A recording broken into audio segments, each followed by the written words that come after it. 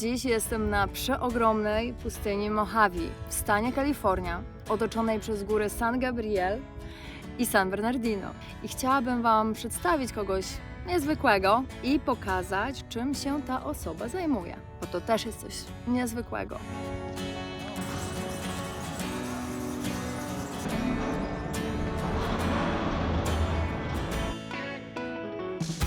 My name is Harley. We're in Southern California at Adelanto Airport, a little private strip restricted to open anybody other aviation. Za mną jest hangar.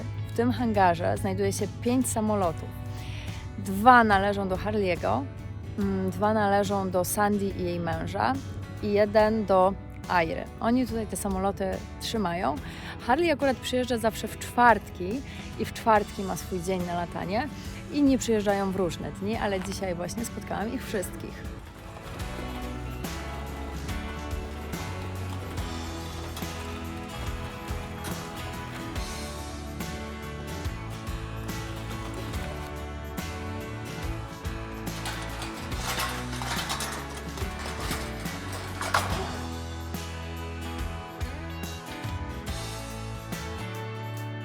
Dobrze, to teraz wsiadam do samolotu.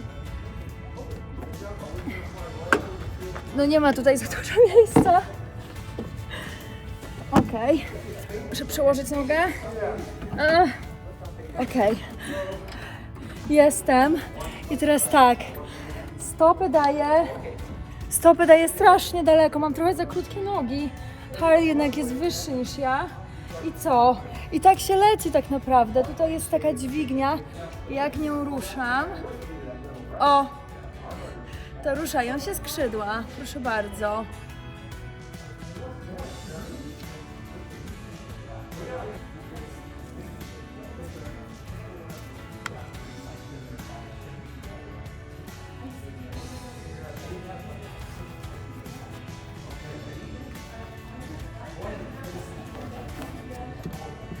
Brakuje mi kurtki, ale poza tym jestem gotowa, żeby lecieć. Jest to samolot z kategorii ultra light, czyli taki najlżejszy, który może latać.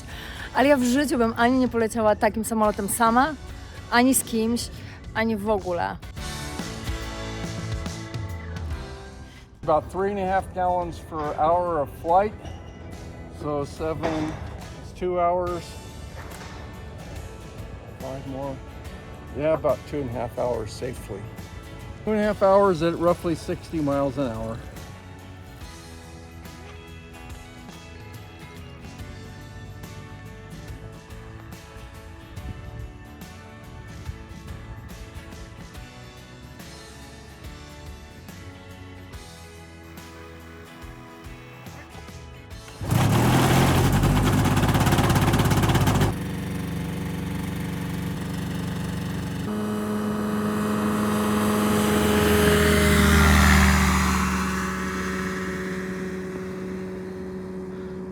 My wife's Sandy, and I'm Jim, and we purchased these 2 planes. I started flying I got my license in 1988. So I had an airplane for many years, for 20 years, and it got too expensive. So now I'm to the lighter airplane. So there's not a lot of regulations with the ultralights, and it's pretty much self-certification with medicals and things, so if you feel good, you go fly. Yeah, the airplanes themselves are not registered with the FAA. They don't have any tail numbers on them. The pilots aren't licensed. There's no official licensing requirements for the pilots. Sandy's flown like 50 different kinds of airplanes, or more probably. No. Yeah. A lot. And I've been flying, some of my friends would fly and rent airplanes, and they'd let me fly, and I could taxi and take off and fly and stuff. They let me do that. My father flies, so I was an airport brat. I was always the one at the airport fence and went flying. Went to Canada every year in small airplane. Or if something catastrophic happens to the airframe, or even if you lose a motor and you're over the forest or something, you can pull the lever and it shoots the parachute out. And then it brings you down rather slowly so that you don't hurt yourself.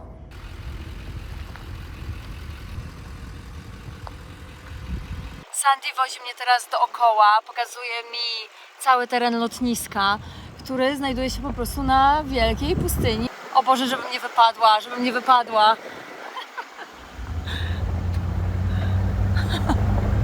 Okej, schowam się.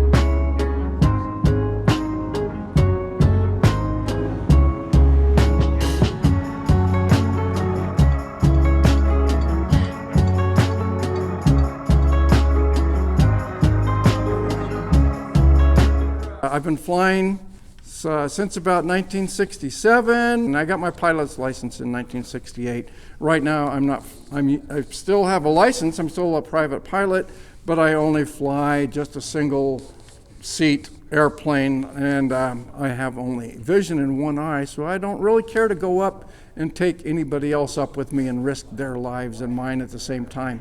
That's not a big deal. Wiley Post had one eye, and he flew up to Alaska and all over in his whatever plane he was flying. My interest in flying started when I was about 5 years old, and my father owned an old biplane that he purchased military surplus. I think he paid like $200 for it, 1953, 54. And he flew over our house when I was a child one day and did a circle around my house, and he waved to me, and I thought, boy, that is really cool. I'm going to do that someday. So that's how I got started with my flying, and I've had an interest in flying ever since. I love flying. And I owned a little airplane for a while, and then got this one behind me, donated by an elderly friend. 75 to 80% was my doings as far as assembly went, painting. Very little was done preparatory to my receiving it. So I've been flying out here at Adelanto Airport for a few months. And by the way, the airplane was pretty easy to construct. Don't underestimate yourself. Well, I'm just, for anybody else that wants to build an airplane, just so you know that it wasn't very complicated. Did you have any major breaks in your history of flying? Do I want to talk about my divorce? When I had to sell my airplane? Yeah, I had an airplane, a two-seat airplane that I flew quite a while. Really enjoyed it, but had to give that up at one point, and that was in about 1985, and I didn't start flying again until about 2010. So quite a break. Had to, and my child support and everything, I couldn't even afford to fly anymore. And I had the airplane, took the wings off, stored it so that I wouldn't be taken away from me in the divorce, and then I ended up having to sell the airplane anyway to pay to keep everybody happy, except for me, yeah, because there went my passion, there went my thrill. No more flying. Flying's probably my number one sport that I enjoy more than anything else.